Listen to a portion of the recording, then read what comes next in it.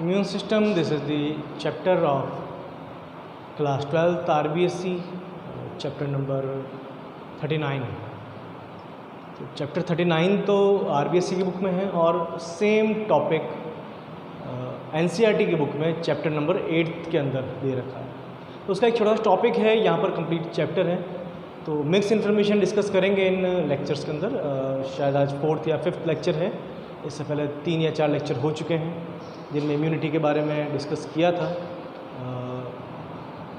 तो यहाँ पर इम्यूनिटी की जब बात कर रहे हैं तो इम्यूनिटी में सबसे पहले हमने एक ही लेक्चर हुआ है इसका, जहाँ तक मुझे याद है, और इम्यूनिटी में उस एक लेक्चर में इंट्रोडक्शन डिस्कस किया था। ये सेकंड लेक्चर है इम्यूनिटी का।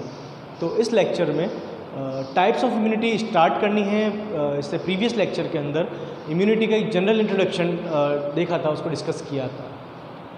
तो इम्यून सिस्टम का मैंने उस दिन भी बताया था, जो लास्ट लेक्चर था उसमें मैंने बताया था immunity can be divided into different types.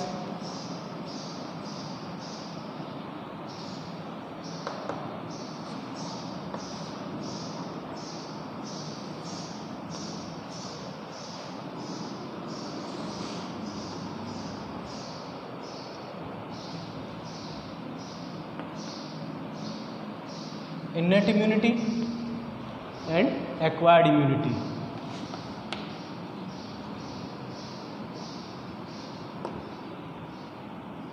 तो innate immunity and acquired immunity, innate immunity जो बाय बर्थ है, acquired immunity जो आप आफ्टर बर्थ गेन करते हो, बॉडी में डेवलप होती है बाद में, उसको acquired immunity कहते हैं।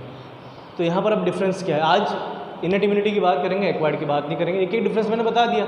अब इससे ये पता चल जाएगा कि इनेट क्या है और एक्वायर्ड क्या है। ये बाय बर्थ है और ये आफ्टर बर्थ गेन होती है। इनेट की अगर बात करें तो इसके फर्दर कुछ 5 टाइप्स हो सकते हैं। First,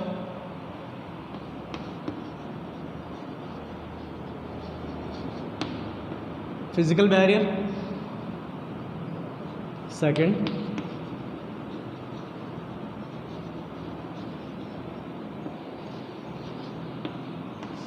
physiological. Third,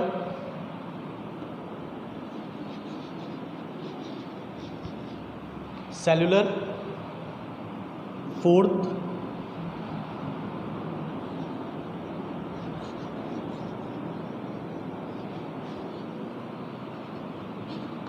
complementary system. And the last one is inflammatory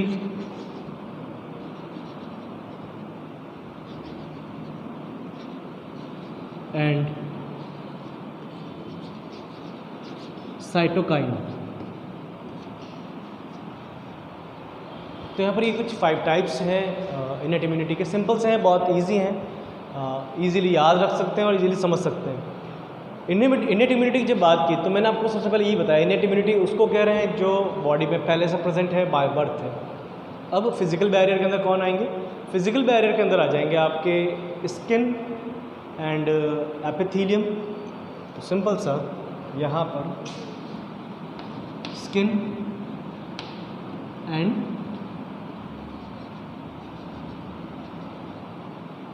epithelium.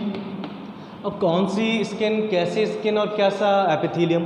Simple से अगर बात करें तो अपनी पूरी बॉडी पर स्किन प्रेजेंट है, एक फिजिकल बैरियर है। Skin is the largest organ of our body and it act as a physical barrier and restrict the entry of microorganism. Microorganisms की एंट्री को ये रेस्ट्रिक्ट करती है, उनको अंदर नहीं आने देता। और स्किन के अंदर अगर बात करें तो एक बैरियर तो है ही है, ये पेनिट्रेट नहीं करने दे रहा, कोई भी इसको क्रॉस करके अंदर एंटर नहीं कर रहा। दूसरा, स्किन के ऊपर भी ये किसी को ग्रोथ नहीं करने देता। जैसे हमारी बॉडी में स्किन ग्लैंड्स होती है, तो mainly 2 types of glands present होती है स्किन के अंदर, sweat gland and sebaceous gland. तो स्वेट ग्लैंड है जो स्वेट रिलीज़ करता है और जिससे माइक्रोबियल ग्रोथ हमारी बॉडी पर नहीं हो पाती। साथ ही सेबेसियस ग्लैंड है, ऑयल ग्लैंड है जो ऑयल रिलीज़ करती है, पीएच को डिक्रीज़ करते हैं। उस डिक्रीज पीएच के अंदर माइक्रोबियल ग्रोथ नहीं होती। लाइसोजाइम एंजाइम भी प्रेजेंट होता है स्वेट में, जिसके कारण माइक्रोब्स ग्रोथ नहीं कर पाते। क्योंकि लाइसोजाइम एंजाइम अगर हम कहीं भी पढ़ रहे हैं हमारी बॉडी के अंदर, जैसे टीयर्स के अंदर लाइसोजाइम एंजाइम है, यहाँ पर लाइसोजाइम एंजाइम है, आपके माउथ के अंदर लाइसोजाइम एंजाइम है, आपके इंटेस्टाइन के अंदर जो इंटेस्टाइन का लास्ट स्मॉल इंटेस्टाइन का लास्ट पार्ट है वहाँ पर भी लाइसोजाइम एंजाइम रिलीज होता है। तो लाइसोजाइम एंजाइम्स इतनी जगह पर है और उसका मेन रीज़न एक ही है, लाइसोजाइम एंजाइम बैक्टीरिया की सेल वॉल को डिग्रेड कर देता है, ब्रेक कर देता है। जब वो सेल वॉल टूट जाएगी, डैमेज हो जाएगी, तो उसके बाद में माइक्रो ऑर्गेनिज्म भी वहाँ पर ग्रो नहीं कर पाएगा। तो सिंपल सी कंडीशन है, माइक्रो ऑर्गेनिज्म ग्रो नहीं कर पाते हैं वहाँ पर।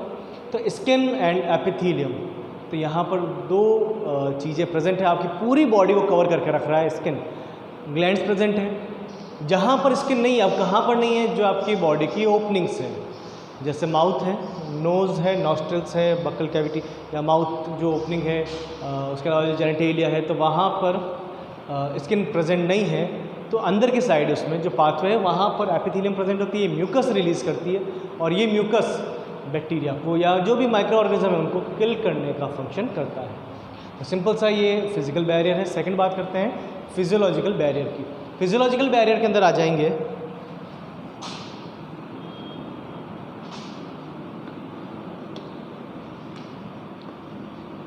Saliva,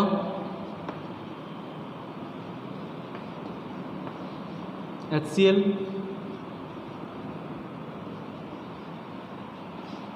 tears. अभी मैंने बताया था सलाइवा है, तो सलाइवा में माउथ में हमारे लाइसोजाइम एंजाइम प्रेजेंट होता है, टीयर्स के अंदर लाइसोजाइम एंजाइम प्रेजेंट होता है। तो लाइसोजाइम एंजाइम बैक्टीरिया को किल कर रहा है। अब हमारे माउथ में हमारे फूड के अंदर कोई माइक्रो ऑर्गेनिज्म है, बैक्टीरिया है, तो लाइसोजाइम एंजाइम उस बैक्टीरिया को किल कर देगा, क्योंकि उसके सेल वॉल को डिग्रेड कर देता है। टीयर्स के अंदर भी लाइसोजाइम एंजाइम होता है। टीयर्स का काम क्या है? फीलिंग शो करना नहीं, फीलिंग शो करना इनका काम नहीं है, फीलिंग शो हो जाती है इससे, लेकिन इनका काम है क्लीनिंग ऑफ आइज़ की क्लीनिंग करना। और वो क्लीनिंग किससे हो रही है? वो माइक्रो ऑर्गेनिज्म से भी हो सकती है, वो डस्ट पार्टिकल से भी हो सकती है, और किस चीज़ से भी हो सकती है। तो उसके बाद में HCl। अब सिंपल सा आप देखो कि अपने माउथ का pH, ह्यूमंस में अपना माउथ का pH रहता है 6.8, या ये कह सकते हैं नियर न्यूट्रल है। तो 6.8 के आसपास अपने माउथ का pH है। फूड को माउथ से स्टमक तक पहुंचने में कितना टाइम लगता है? 1 सेकेंड। मतलब माउथ में आपने अच्छे से उसको चेंज कर लिया, अब आपको स्टमक तक उसका डिग्रेडेशन हो रहा है, तो उस प्रोसेस के अंदर यहाँ से स्टमक तक पहुँचने में 1 सेकेंड का टाइम लगभग लगेगा। और स्टमक का pH होता है 2 to 3 या 1.8 या 2.3, इस तरह से अपन ले सकते हैं। तो इतना हाई pH या इतना लो pH अपन बात कर सकते हैं। एसिडिक, इतना एसिडिक pH होने के बाद वहाँ पर कोई माइक्रो ऑर्गेनिज्म सर्वाइव करेगा? बहुत मुश्किल है उसका सर्वाइव करना। और वो भी एकदम से आप जैसे पाश्चराइजेशन होता है, हाई टेम्परेचर लो टेम्परेचर, फिर हाई टेम्परेचर लो टेम्परेचर, तो यहाँ पर भी वैसी कंडीशन है। यहाँ पर भी पहले pH नियर न्यूट्रल था और हाईली एसिडिक कर दिया उसको।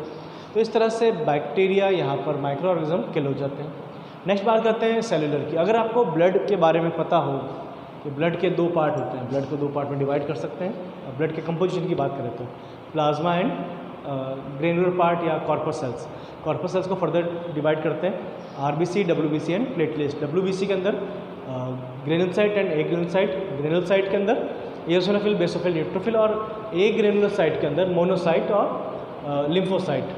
लिम्फोसाइट में T लिम्फोसाइट, B लिम्फोसाइट। तो यहाँ पर मैंने जो नाम लिए हैं उसमें एक तो न्यूट्रोफिल और एक मोनोसाइट। न्यूट्रोफिल और मोनोसाइट ये दोनों आपके सेलुलर के पार्ट हैं।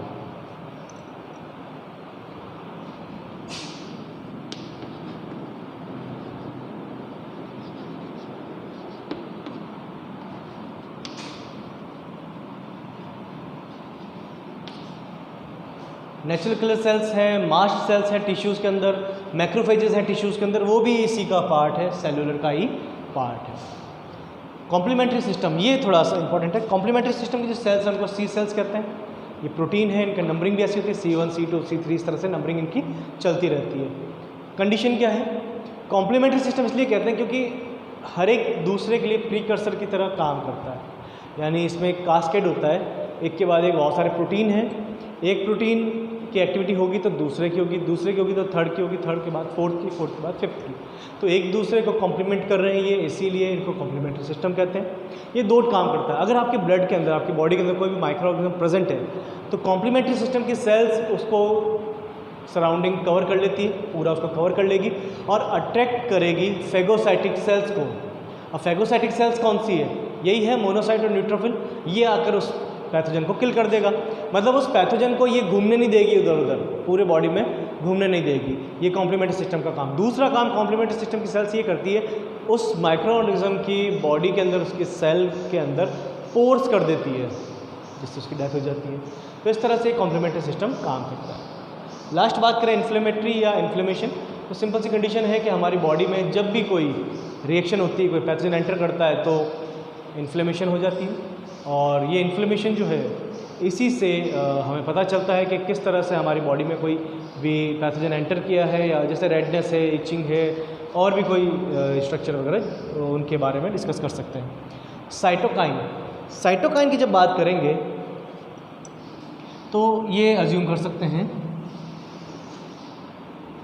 हमारी बॉडी पर ये टिश्यूज़ हैं, हमारा बॉडी का एक कोई पार्ट है,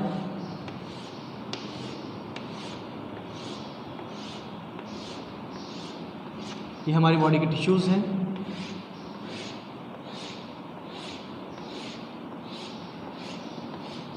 किसी भी ऑर्गन के टिश्यूज़ है और यहाँ पर मान लें इन्फेक्शन हुआ है, ये इन्फेक्टेड सेल्स है।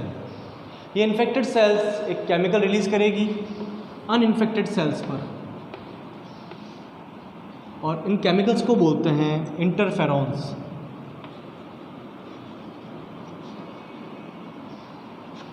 ये जो इन्फेक्शन हुआ है, ये वायरस का इन्फेक्शन हुआ है। तो ये वायरस का इन्फेक्शन होगा कि जब भी आपकी बॉडी में किसी टिश्यू में वायरस का इन्फेक्शन हो रहा है तो उस time infected cells uninfected cells पर एक केमिकल रिलीज़ करेगी जिसको इंटरफेरॉन्स कहते हैं। ये एक सिग्नल है, उनको एक अलर्ट सिग्नल मिल रहा है जिससे वो बच सकते हैं उस वायरस के इन्फेक्शन से।